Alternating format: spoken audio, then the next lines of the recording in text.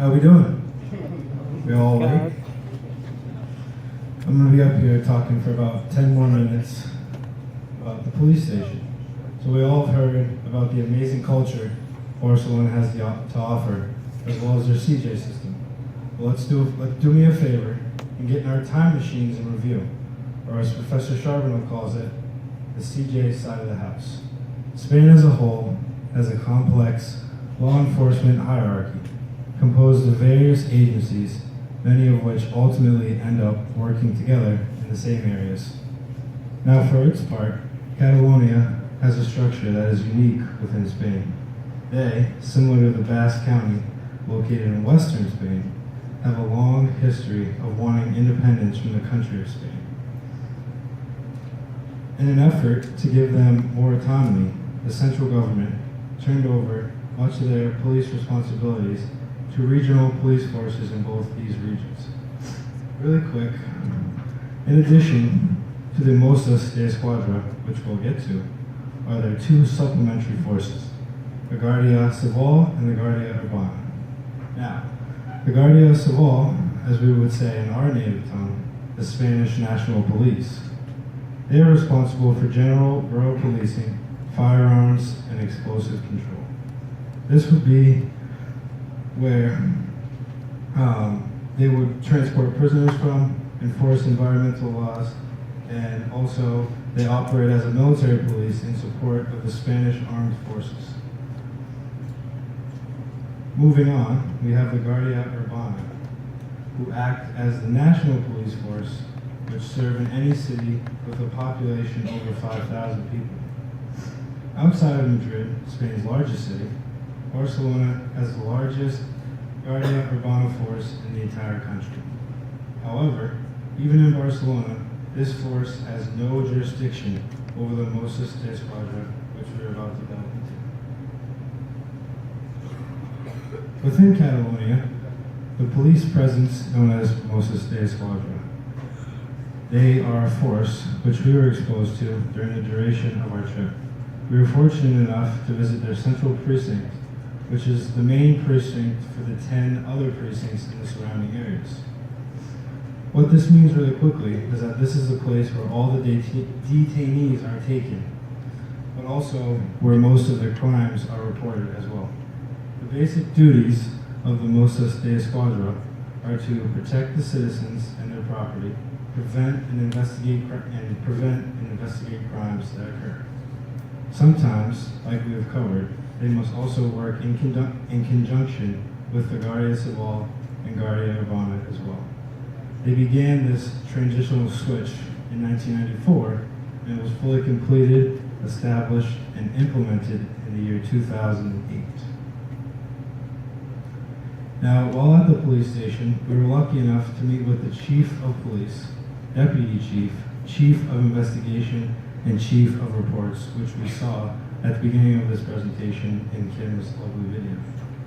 We all sat in a room with all of them sitting facing us, discussed everything from their daily occupational duties to how their criminal justice system differs from ours. It was a great experience and one of the opportunities I was most looking forward to personally. One thing we were able to agree on as a group, based on the presentation by the Mossos de Esquadra officers, were the main differences between our police forces and theirs. One being that this area the precinct is located in happens to be in a nicer part of the city. Now here are some facts that will surely be eye-opening to many of you. So if you look on the screen above, we have rapes in 2014. The Red Bean Spain only had 1578, whereas in the US it's 84,767. That is 54 more times than in Spain. And Spain's rank in the world is 15th, where we're first. So that's a huge difference. Now for the murder rate, Spain is at 390, where we have 12,996. That is 33 times more. Spain's ranked 39th, where we're ranked 7th. Now we have guns per 100 people. Spain has 10.4, where almost every one of our citizens per 100 people have a weapon at 88 people. They rank 59th, where we rank first. Now we have total crimes, which is they're close to 1 million, and we are way past them at 11 million, which is incredible. They rank 18th, where we rank first again for the third time, and that is 13 times more than Spain. Now, for total police officers to get the whole perspective, for every 100,000 people, they have a tenth of an officer, where we have 243. That's absurd. That's 15th in the world for them and 27th for us, an astonishing 2,436 times more than Spain. Now, we're going to speak about the detention center. So if you look right here, obviously this isn't what it looked like because we were not able to take pictures. But they have cells which we were actually able to go into, which I would not recommend doing, and I never plan on going in one again. But they also have a main office area, which doesn't look like this, but it's similar, with the TVs and the cameras. Also included in there was a search and frisk room where all the detainees would go in, they'd be pat down by the officers and then brought into their cells. As I said, we were able to see empty cells. The detention center has many cells, from singles, doubles, quads, and then 6 people to a cell as well. After walking through, we were able to see some central detainees. We were able to see them in their cells. We were brought to their visiting rooms, where obviously they go to see their friends and family when they're allowed to, and also where they go and see their lawyers to talk to them. All right. That's it, right? We done?